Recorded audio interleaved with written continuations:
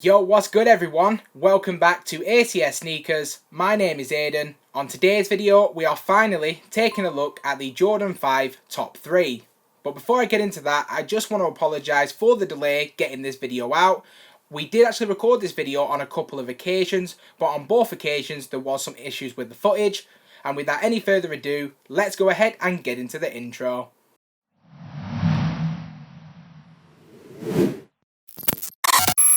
So before we do go any further, as is customary on my channel, let's go ahead and discuss the shoe's history.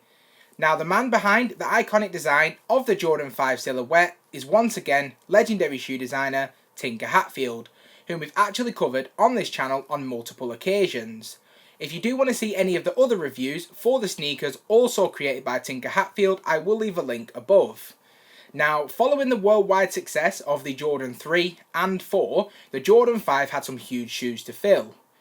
Now, the shoe was officially released in 1990 and released in 3 different colourways, including the Fire Red, Grape and Metallic. There was also an exclusive player release that also released that same year.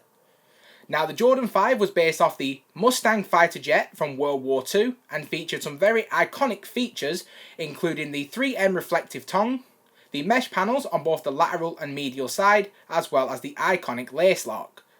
Since its release, we have seen over 40 new releases of the Jordan 5 model, releasing in new and old colourways.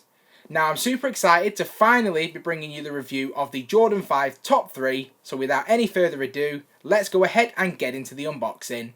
Retailing on June 16th for a retail price of £165, to celebrate the 30th anniversary of the legendary Air Jordan 5, Jordan brand have unleashed the Jordan 5 Top 3, and it's unlike anything I've ever seen. A combination of 3 iconic colourways, including the Fire Red, Grape and Metallic. Taking a quick look at the box, which reads Air Jordan 5 Retro in the black, new emerald, fire red colourway, so let's get straight into my review. And here we go guys, I now have the Jordan 5 Top 3 in hand, so let's get straight into my review. Starting out with the toe cap and toe box area, this is crafted from a suede nubuck material. Now this material does feel very soft underhand, however it doesn't have that premium feel that I would expect. Now this area of the shoe is likely to crease very easily in my opinion, so I would recommend a Sneaker Shield's crease protector to limit any creasing to the toe box area. Now for anyone out there who has actually seen my Jordan 5 Fire Red review, you'll know that I wasn't impressed at all with the quality of the leather on the toe box area, so I would say that the suede nubuck combination on this shoe is much better than the leather on the Fire Red. I'm still not all that impressed with the materials used.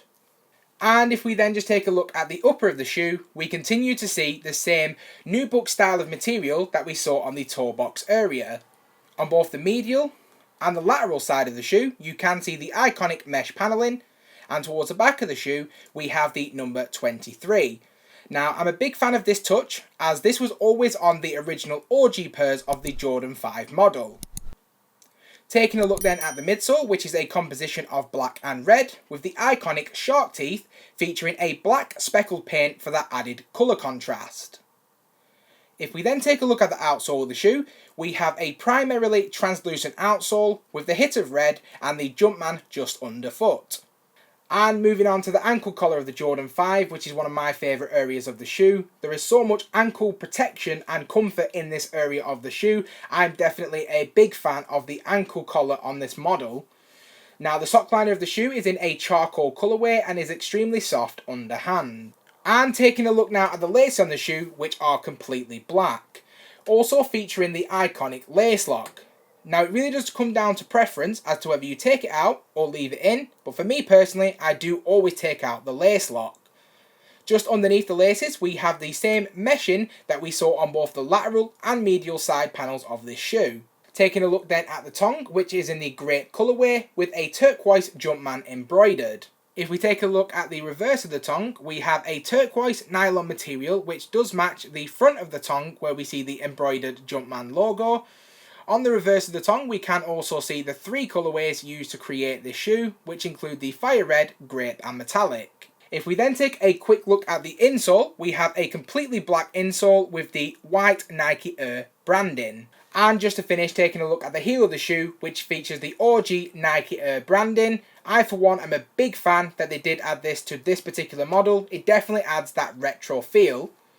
And that pretty much summarises the overview of the shoe itself, so now let's move on to my opinions on the shoe. And now moving on to the most important aspect of any sneaker, which is the sneaker's comfortability. I do believe that the Jordan 5 Top 3 is incredibly comfortable right out the box and doesn't require any breaking in time. Now in terms of the shoe's durability, I would say that the shoe does feel very durable in my opinion, but I haven't had that chance to actually wear the shoe for a very long period of time as of yet. But based on my initial examination of the shoe and in my initial inspections, it does appear that it is going to hold up pretty well.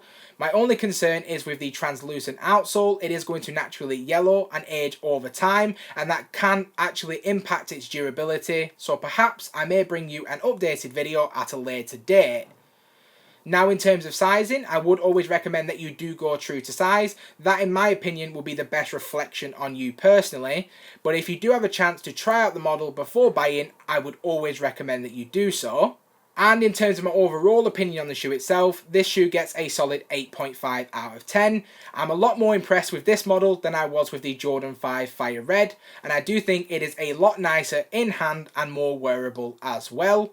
Let me know what your thoughts are on the Jordan 5 Top 3, and let's go ahead and take a better look at the shoe itself.